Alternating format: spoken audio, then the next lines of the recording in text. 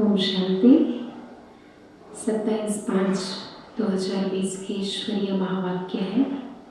आज हम सुनेंगे मुरली का सार। बाबा कहते, मीठे बच्चे,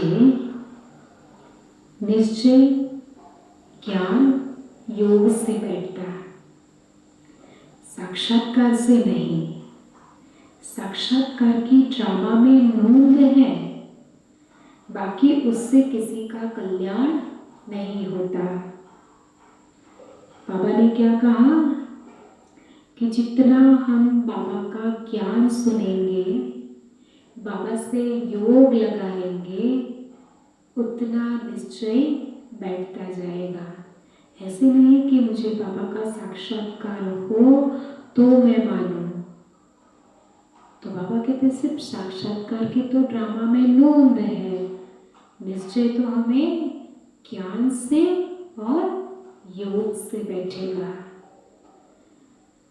आज का प्रश्न है, बाप कौन सी ताकत नहीं दिखाते, लेकिन बाप के पास जादूगरी अवश्य है। भगवान कौन सी ताकत नहीं दिखाते, हालांकि उसके पास जादूगरी है। तो बाबा उत्तर बताते, मनुष्य समझते हैं भगवान तो ताकतमंद है, वह मरे हुए को भी जिंदा कर सकते हैं।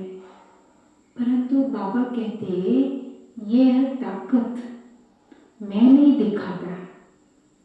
बाकी कोई नौधा भक्ति करते हैं तो उन्हें साक्षात्कार करा देता हूँ। यह भी ड्रामा में नूंद है।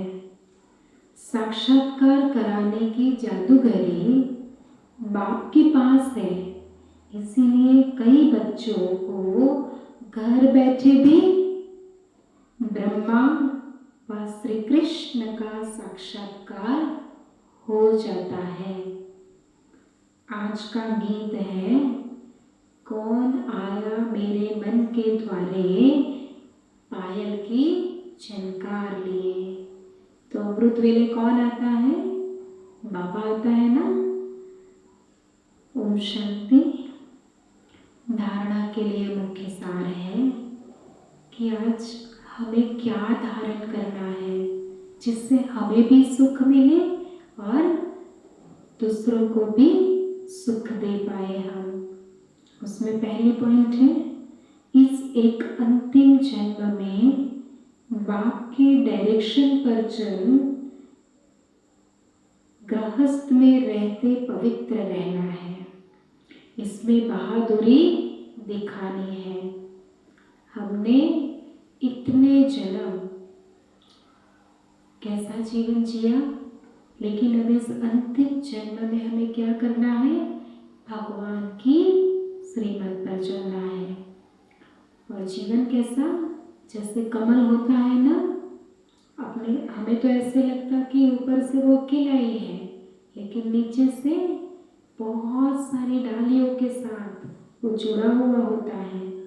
तो हमारा जीवन भी कैसा होना चाहिए कि गृहस्थ में रहते, सबके साथ रहते हुए भी हमारा बुद्धि का योग किसके साथ होना चाहिए?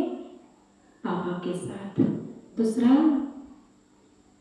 हमारा जीवन भी कैसा होना चाहिए? कमल फूल समान पवित्र जीवन होना चाहिए, घर गृहस्थ में रहते भी। दूसरी पॉइंट है, श्रीमत पर सदा श्रेष्ठ कर्म करने हैं, वाणी से परे जाना है। जो कुछ पढ़ा व सुना है उसे भूल बाप को याद करना है। बाबा ने क्या कहा? जो कुछ भी हमने पढ़ा व सुना है, दुनियावी बातें बहुत सारी हैं, कई बार हमको बहुत डिस्टर्ब करती है, और उसमें भी कई बातें ऐसी होती है जो हमें बताते हैं लोग, हमें दुख भी होता है। और कुछ ऐसी बातें होती है जिनको हम सालों पकड़ कर बैठ जाते हैं। तो हम पकड़ के बैठते हैं तो दुख भी हमें होता है। तो बाबा कहते हैं, जो कुछ पढ़ा व सुना है उससे भूलना है, और अभी जो भगवान पढ़ाते हैं, भगवान सुनाते हैं, उसे याद रखना है। आज की मुरली का वरदान है, सुख चिंतन द्वारा ज्ञान सागर में समाने वाले अतीन्द्रिय सुख के अनुभवी भव। जैसे सागर के अंदर रहने वाले जीव जंतु सागर में समाये हुए होते हैं, बाहर नहीं निकलना चाहते। मछली भी पानी के अंदर रहती है, सागर व पानी ही उसका संसार है। ऐसे आप बच्चे भी शुभ चिंतन द्वारा ज्ञान सागर बाप में सदा समाये रहो। जब तक सागर में समाने का अनुभव नहीं किया, तब तक अतीन्द्रिय सुख के झूले में झूलने का और सदा हर्षित मुख रहने का अनुभव नहीं कर सकेंगे। इसके लिए स्वयं को एकांतवासी बनाओ, अर्थात सर्व आकर्षण के वाइब्रेशन से अंतर्मुखी बनो।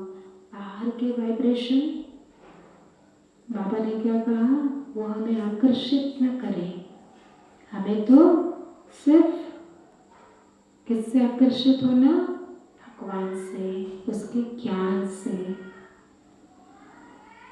तो बाबा ने आज क्या कहा वरदान में कि जैसे मछली या समंदर में रहने वाले जो भी जीव हैं, वो क्या समझते, सागर ही हमारा संसार है।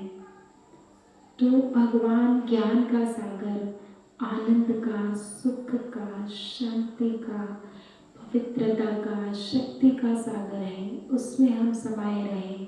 बाबा ही मेरा संसार है। आज की मुरली का स्लोगन है, अपने चेहरे को ऐसा चलता फिरता म्यूजियम बनाओ जिसमें बाप बिंदु दिखाई दे। बाबा ने क्या कहा, हमें कैसा म्यूजियम बनना है। म्यूजियम में लोग देखने जाते हैं ना, तो बाबा ने कहा कि हमें अपने आप को ऐसा म्यूजियम बनाना है कि जिसमें बाप बिंदु दिखाई दे। अच्छा, ओम शांति।